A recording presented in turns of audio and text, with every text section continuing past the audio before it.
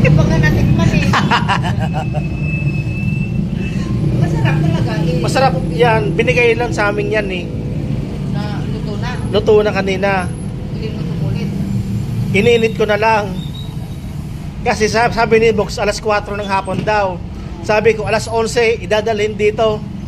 Hahantayin ko sana yan kasi alas 11. Oh, sabi ni Box, alas 4. Alas 4, di kumain na kaming lahat. Dumating yung gulay. Wala na. Tapos na kami kumain. Kamano ka. Gulay ko, sir. Ano, amoy. Ano ba yun? Amo. Ala, grabe ang sasakyan, no? Maghapon yan. Oo. Walang tigil. Punta ron, punta dito. Punta kahit saan. Lalo na paglinggo. Paglinggo, grabe na traffic.